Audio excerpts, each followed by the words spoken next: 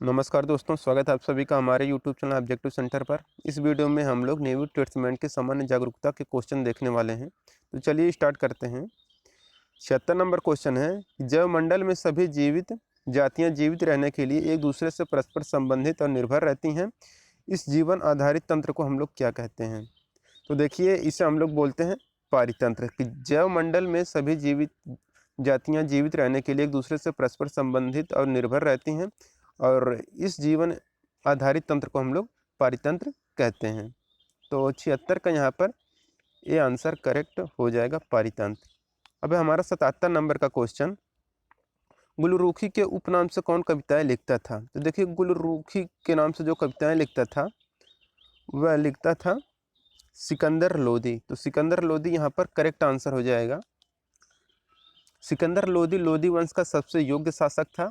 वह गुलरुखी के उपनाम से फारसी में कविताएं लिखता था। 1506 ईस्वी में इन्होंने आगरा नामक नगर की स्थापना की तथा उसे अपनी राजधानी भी बनाया था। तो ये हो गया हमारा सिकंदर लोदी, यहाँ पर गुलरुखी के उपनाम से कविताएं लिखता था। 78 नंबर क्वेश्चन है कि प्लास्टिक के बर्तन बनाने में किस बहुलक का प्रयोग किया जाता है? तो देखिए, प्लास्टिक का बर्तन बनाने के लिए हम लोग मेलामाइन का यूज करते हैं। जो नायलॉन होता है, इसका प्रयोग हम लोग रस्सी और पैरासूट बनाने के लिए हम लोग नायलॉन का यूज करते हैं। जो डेक्रान दिया गया है, इसका प्रयोग हम लोग वस्त्र उद्योग में करते हैं।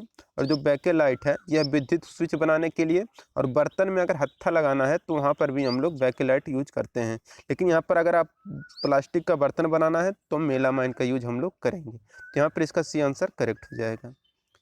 79 नंबर का क्वेश्चन है कि सार्वजनिक स्वास्थ्य और स्वच्छता अस्पताल और औषधालय भारत के संविधान की 7वीं अनुसूची में दी गई किस सूची में सूचीबद्ध हैं? देखिए, सार्वजनिक स्वास्थ्य और स्वच्छता के बारे में अगर बात करेगा तो यह राज्य स्तर यानी कि राज्य सूची में संबंधित होती हैं।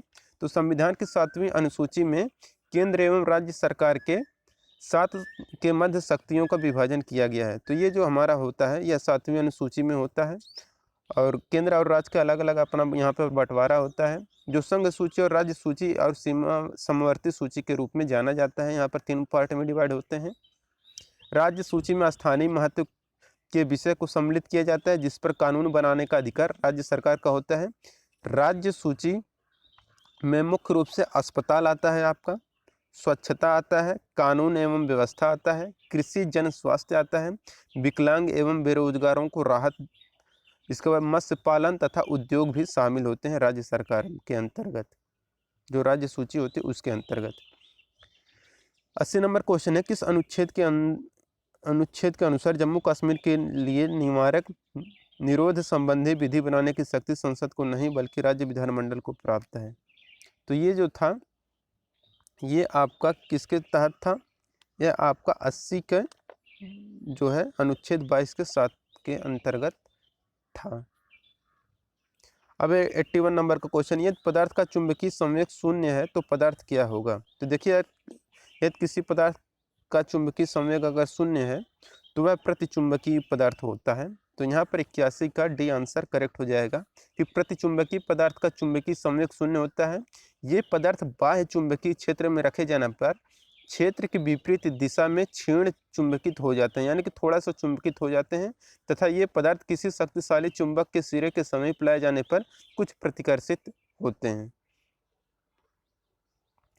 अब 82 नंबर का क्वेश्चन कि अंतर्राष्ट्रीय बौद्ध सम्मेलन 2018 का आयोजन कहाँ किया गया था?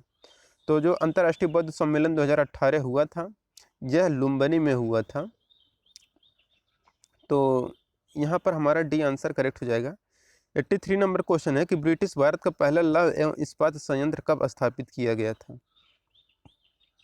तो देखिए, जो पहला ब्रिटिश भारत का पहला लौह एवं इस्पात संयंत्र जो स्थापित किया गया था, यह सन 1907 ईस्वी में किया गया था।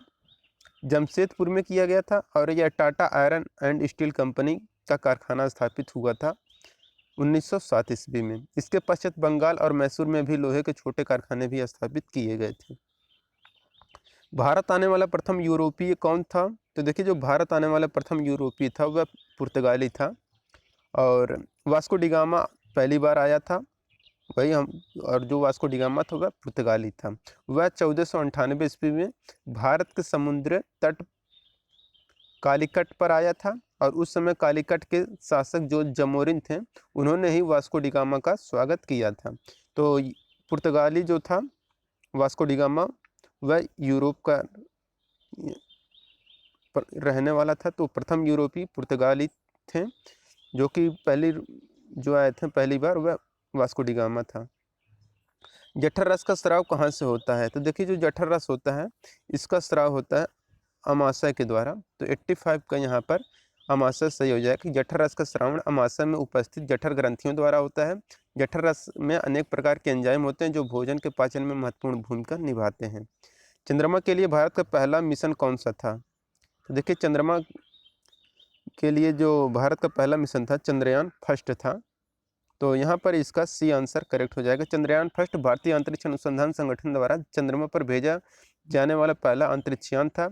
इस अभियान के अंतर्गत एक मानव रहित यान को 22 अक्टूबर 2008 को चंद्रमा पर भेजा गया था और यह यान PSLV से संबोधित संस्करण वाले रॉकेट की सहायता से सतीश धवन अंतरिक्ष केंद्र से प्रक्षेपित किया गया था। मथुरा कला शैली का विकास किसके शासनकाल में हुआ था? देखिए जो मथुरा कला शैली है इसका जो विकास हुआ था यह कुषाण शासक कनिष्क के समय में हुआ था और इस शैली के तहत बनी मूर्तियों में हिंदू, जैन तथा बौद्ध देवताओं की मूर्तियों का निर्माण किया गया था जिसमें चित्तीदार लाल पत्थरों का यूज किया गया था। रेड क्रॉस का मुख्यालय कहाँ पर स्थित है? तो देखिए जो रेड क्रॉस की स्थापना की गई थी वह 1863 ईस्वी में किया गया था और हेनरी डूरेंट ने किया था। और कहाँ पर किया था?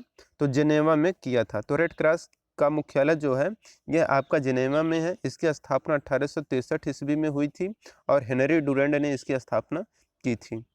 और इसका जो मुख्य उद्देश्य होता है वह युद्ध या आपदा के समय कठिनाइयों से राहत दिलाना होता है। प्रतिवर्ष रेड क्रॉस दिवस जो मनाया जाता है यह 8 मई को मनाया जाता है। तो 8 मई को रेड क्रॉस दिवस मनाया जाता है, इससे भी आपको याद रखना है। निम्न में से कौन सा सक्रिय ज्वालामुखी है? तो देखिए जो सक्रिय ज्वालामुखी है वह आपका किलायू, माउंट एटना, माउंट कोटापैक्सी, यह सभी आपके सक्रिय ज्वालामुखी हैं। बाकी आपके समेरू भी हैं जो कि आपका इंडोनेशिया में पड़ता है। माउंट एटना जो है सिसिली में पड़ता है। स्ट्राम्बोली जो कि लोपारी द्वीप में है। ये सब भी आपका सक्रिय ज्वालामुखी के उदाहरण हैं। तो यहाँ पर हमारा डी आंसर करेक्ट हो जाएगा। 90 नंबर क्वेश्चन कह रहा है कि बौद्ध भिक्षु किस ऋतु में उपदेश देना बंद कर देते थे? तो देखिए जो बौद्ध भिक्षु हुआ करते थे यह वर्षा ऋतु में अपना उपदेश देना बंद कर देते थे और इसके बाद साल भर में, पिछले साल भर में जितना भी उनसे गलती हुआ था उसका ये क्षमा याचना करते थे बैठ करके वर्षा ऋतु में। तो 90 का यहाँ पर सी आंसर करेक्ट हो जाएगा कि बौद्ध भिक्षु वर्षा ऋतु में उपदेश नहीं देते थे। वे एक स्थान गुफाओं में एकत्रित होकर पूरे वर्ष में गलती से किए गए अपराधों के लिए क्षमा याचना करते थे और यह जो क्रिया होती थी वह पबरन कहलाता था। तो पबरन कहलाता था, अपने गलतियों का क्षमा मांगना पबरन कहलाता था। और ये कब होता था? वर्षा ऋतु में ऐसा करते थे। 91 नंबर क्वेश्चन है, वर्ष 2011 की जनगणना के अनुसार भारत का सर्वाधिक नगरीय जनसंख्या वाला राज्य कौन सा है? तो भारत का सर्वाधिक नगरीय जनसंख्या वाला राज्य यहाँ पर पूछा है। तो यहाँ पर क्या हो जाएगा आपका? गोवा। जो गोवा था ये नगरीय जनसंख्या इसकी सर्वाधिक है। यहाँ पर जो कुल जनसंख्या है यह 62.2 नगरीय जनसंख्या है। 62.2 जो है नगरीय जनसंख्या है गोवा में। अंतर्राष्ट्रीय वित्त निगम किससे संबंधित संस्था है? तो अंतर्राष्ट्रीय वित्त निगम जो है ये आपका विश्व बैंक से संबंधित संस्था है। तो 92 का यहाँ पर ये आंसर करेक्ट हो जाएगा, विश्व बैंक।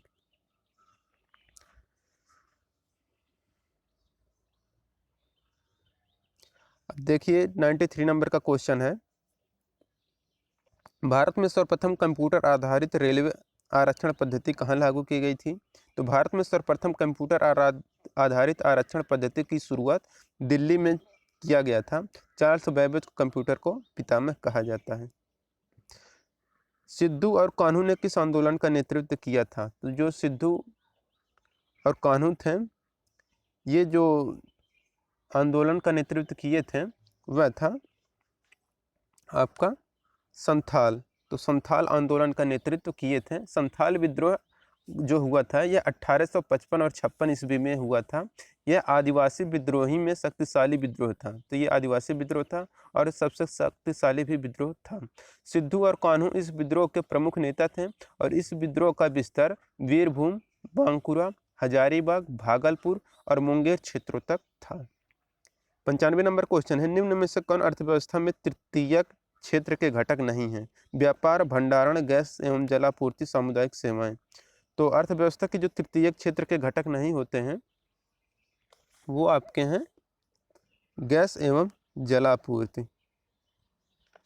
तो 95 का यहाँ पर सी आंसर करेक्ट हो जाएगा, गैस एवं जल आपूर्ति तृतीयक क्षेत्र के घटक नहीं है अर्थव्यवस्था में। चलिए चलते हैं अगले क्वेश्चन पे। 96 नंबर क्वेश्चन है, गुजरात के कांडला बंदरगाह का नाम बदलकर नया नाम क्या रखा गया है? तो गुजरात का कांडला बंदरगाह जो है इसका नाम बदल करके अब क्या कर दिया गया है? पंडित दीनदयाल बंदरगाह कर दिया गया है। तो यहाँ पर इसका बी आंसर करेक्ट हो जाएगा और यह गुजरात के कच्छ क्षेत्र में स्थित है। इस बंदरगाह को कराची बंदरगाह की कमी को पूरा करने हेतु स्थापित किया गया है। इसका नियंत्रण भारत सरकार के जहाजरानी मंत्रालय के हाथ में है, किंतु इसका प्रशासन कांडला पोर्ट ट्रस्ट के हाथ में है। 97 नंबर क्वेश्चन है कि गैर सरकारी अचल संपत्तियों से प्राप्त कर किस प्रकार का कर होता है? तो गैर शहरी अचल संपत्ति है अगर, तो गैर शहरी अचल संपत्ति से जो कर प्राप्त होता है वह हमारा प्रत्यक्ष कर के अंतर्गत आता है। तो यहाँ पर इसका ए आंसर करेक्ट हो जाएगा। सीमा पुनिया का संबंध किस खेल से है? तो सीमा पुनिया जो है एक भारतीय महिला डिस्कस थ्रोवर यानी कि एथलेटिक्स हैं। तो यहाँ पर 98 का ए आंसर करेक्ट हो जाएगा, यह एथलेटिक्स है। वर्ष 2018 के राष्ट्रमंडल खेलों में इन्होंने सिल्वर मेडल जीता था। अब है 99 नंबर क्वेश्चन, निम्न में से कौन पंचतंत्र के लेखक कौन है? तो पंचतंत्र के लेखक के बारे में पूछ रहा है, तो विष्णु शर्मा पंचतंत्र के लेखक हैं। और आपको बता दें कि जो रसखान है इनकी जो कृति है वह प्रेम वाटिका है और अमर सिंह का जो है अमर कोश की रचना है। विशाख दत्त जो है यह मुद्रा राक्षस लिखे थे। यहाँ पर है वृहद हिमालय में स्थित एक ठंडा रेगिस्तान कौन सा है? तो लद्दाख, जो लद्दाख है, लद्दाख वृहद हिमालय में स्थित एक ठंडा रेगिस्तान है। तो 100 का यहाँ पर आपका ए आंसर करेक्ट हो जाएगा कि लद्दाख वृहद हिमालय में स्थित एक ठंडा रेगिस्तान है। तो यहाँ पर दोस्तों हमारा नेवी ट्रेड्समैन का ये प्रैक्टिस सेट खत्म होता है जीके जीएस का। तो अगर ये वीडियो आपको अच्छा लगा हो तो वीडियो को ज़रूर लाइक करें। अब यहाँ पर क्या है, जीके जीएस हम लोग जो देखेंगे एक एक टॉपिक वाइज देखेंगे। जैसे कि संविधान देख लेंगे, जो जो इम्पोर्टेंट क्वेश्चन रहेंगे, इतिहास का देख लेंगे और जियोग्राफी का देख लेंगे, फिर खेल कूद से आता है खेल कूद देख लेंगे, कंप्यूटर आता है तो कंप्यूटर देख लेंगे। इन सभी का अलग अलग एक वीडियो में हम लोग प्रोवाइड करेंगे, तो उससे आप लोग ज़रूर देख लीजिएगा। मिलेंगे नेक्स्ट वीडियो में। Thank you.